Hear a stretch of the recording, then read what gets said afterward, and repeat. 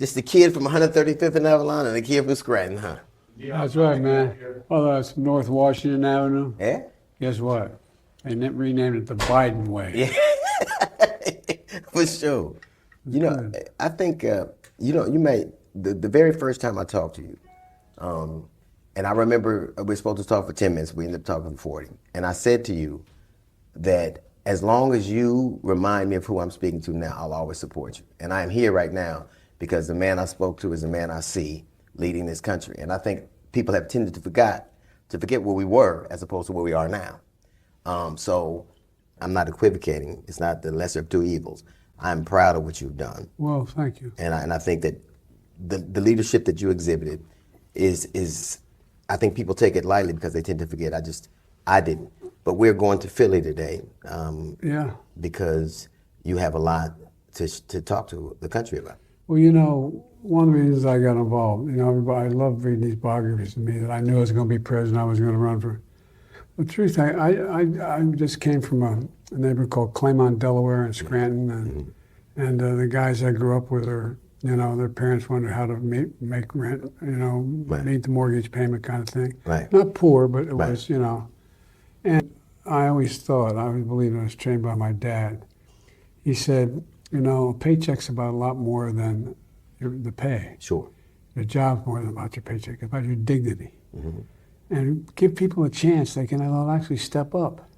And that's why I started the whole thing. The fundamental difference between me and Trump and a lot of, some Democrats too, is that this trickle-down economics. As long as the wealthy do well, things will trickle down. Right.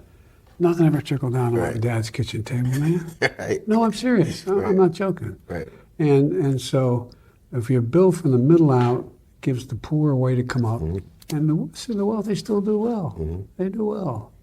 Only they ought to start paying their taxes a little bit more. That's a different conversation than most people have. Most people, for 40 years, 50 years, we believe that the trickle-down economic pathway is the way it works. But for black people, for people in general, and I hate to say black people because we're not a monolith. We got Barack Obama and Lil Wayne, so nobody could. But I think that where I hear a lot of concern from people I talk to all the time is what is at stake for black people, particularly in this election, because you'll hear all the time, this is a monumental election, how important it is, but this feels different, and there is something at stake. And what would you estimate that to be? Well, I think, look, it's not hyperbole. I think everything's at stake. Think about it. We brought down black unemployment to the lowest level it's ever been.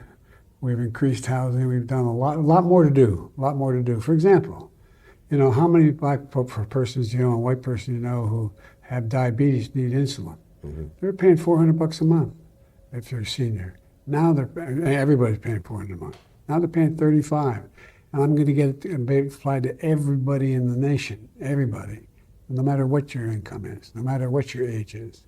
We got to take on the corporate greed, and it's affecting people in the neighborhoods I come from. It's affecting them. For example, you have an overdraft in your check, $50, $50, $30, depending on your bank. Well, guess what? Now it's $8 by executive order. Same thing in your credit card. You're over on your credit card, they're charging you $35 for a late fee instead of $3. I mean, the reason why rents are so high, you have an awful lot of the major the major folks who do the renting in America, they're together and they're conspiring to keep rents high. They all keep them high. Everybody has to keep them high. And you know, so for example, student debt. You know, the idea that the Supreme Court told me I couldn't do it, I couldn't forgive student debt. I found another way. You did.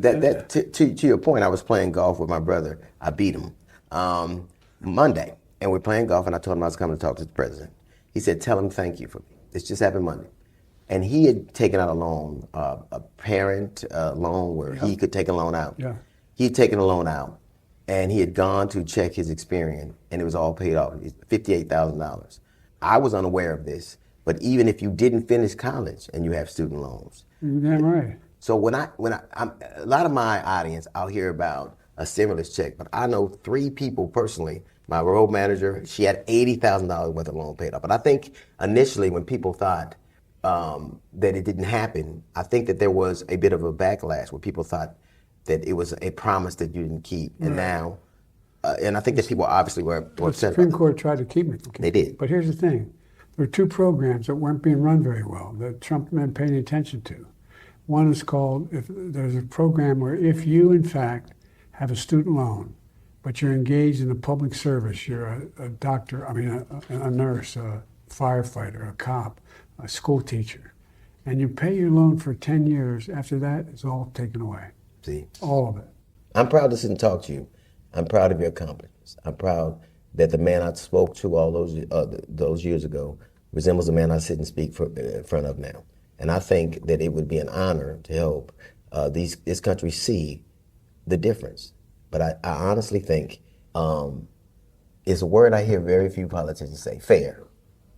And I think what you've done is equal opportunity and being fair. And I think if you build it, they will come. I think that people have every reason to reinvest in this administration. I think you have been fair, and it's been an honor to talk to you, literally. I hope you have me back. Oh, you will be. You will be. Thanks, pal. Thank you, man.